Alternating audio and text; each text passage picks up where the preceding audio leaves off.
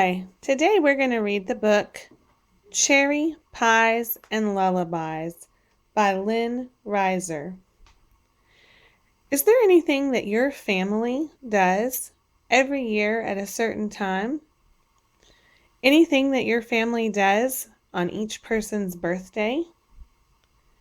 When a family does a special thing on a certain day, it's called a tradition. This book describes 4 traditions of this family. Each time that the tradition is completed again, it's the same in some ways and different in some ways.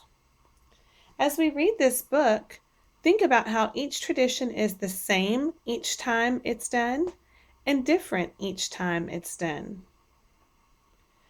The word generation means a mother and a child, and then another child and another child. In this book, you'll see several generations. You'll see a child and her mother and her grandmother and her great-grandmother. Each time the next generation does the tradition, it stays the same in some ways and changes in some ways. As you hear the traditions in this book, think about traditions that your family might have. Let's read Cherry Pies and Lullabies by Lynn Reiser.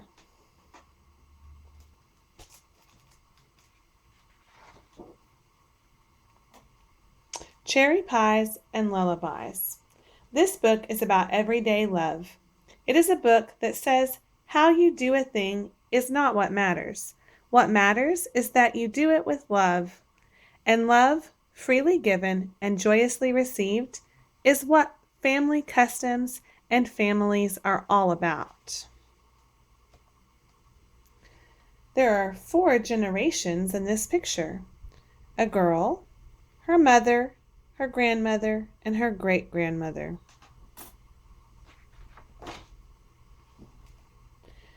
Lynn Reiser is the author of this book. That means that Lynn Reiser wrote the words in this book.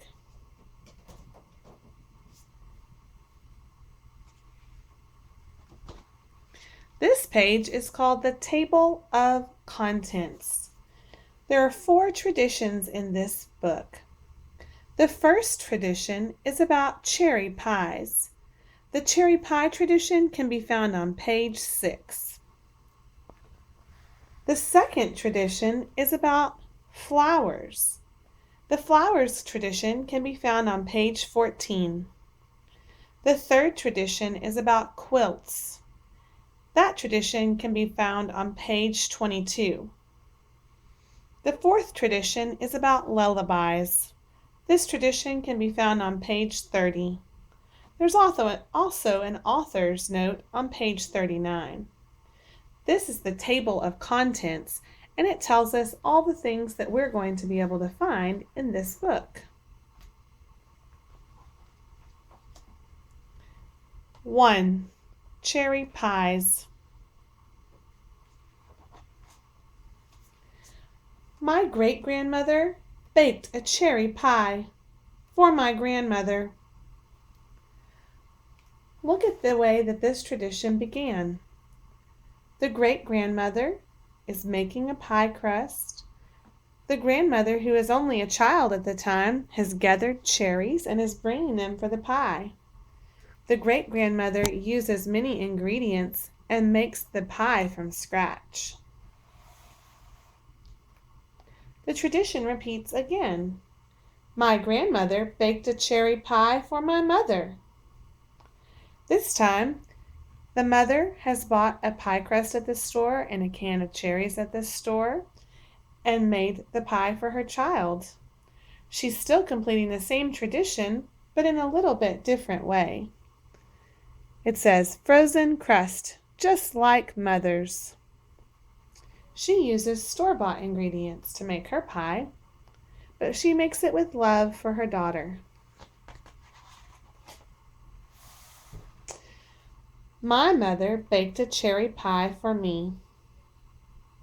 This time, the busy mom has bought the pie at the store and then heated it up at home, but it still comes with love for her daughter.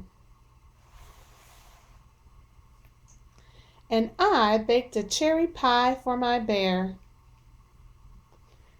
The little girl used Play-Doh and more Play-Doh to make the pie for her teddy bear, but she made it with just as much love as her great-grandmother, her grandmother, and her mother.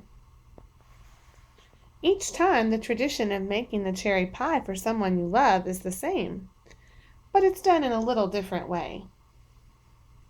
Let's see what happens with the next tradition. Every time, it was the same but different. From scratch, bought at the store, baked at the store, and made with Play-Doh and shaving cream. Tradition number 2, flowers. My great-grandmother made a crown of flowers for my grandmother. Look at the way that great-grandmother found the flowers. Look at the surroundings around great-grandmother when she made the wreath for grandmother. My grandmother made a crown of flowers for my mother. Look where grandmother found the flowers. Look at the surroundings around grandmother and mother's house. What do you see that's the same between great-grandmother and grandmother? Do you see that they're both using white flowers? Do you see that they've both made a wreath? What are some things that are different between great-grandmother and grandmother?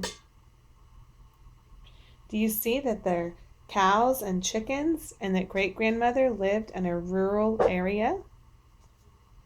Do you see that in grandmother's picture they live in a home near the street with cars and other houses, and she grew the flowers in a flower bed? Let's see how the tradition stays the same and how it changes.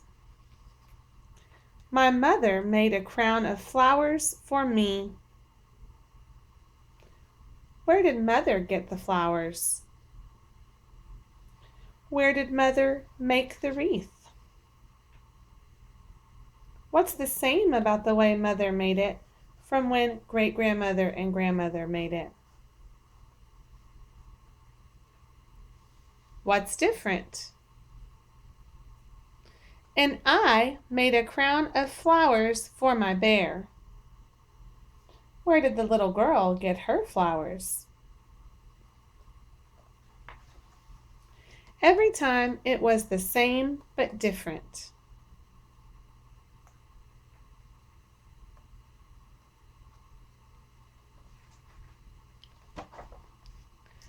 Tradition number 3, quilts. My great-grandmother gave a quilt to my grandmother.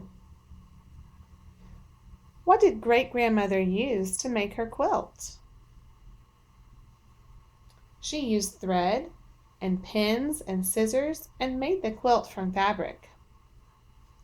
My grandmother gave a quilt to my mother. She used a sewing machine and thread. My mother gave a quilt to me. She bought the quilt at a store. And I gave a quilt to my bear. She made the beautiful quilt with paper and crayons. Every time it was the same but different. That's how traditions go. Traditions are things that a family does over and over. They're the same in some ways and different in other ways. They're often on special occasions like holidays or birthdays. Tradition number 4, lullabies. My great-grandmother sang a lullaby to my grandmother. My grandmother sang a lullaby to my mother.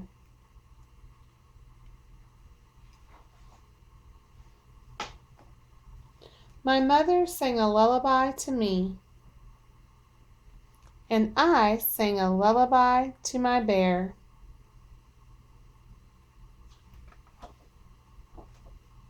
And every time it was the same. The song never changed. This tradition stayed the same through each generation. Lullaby and good night.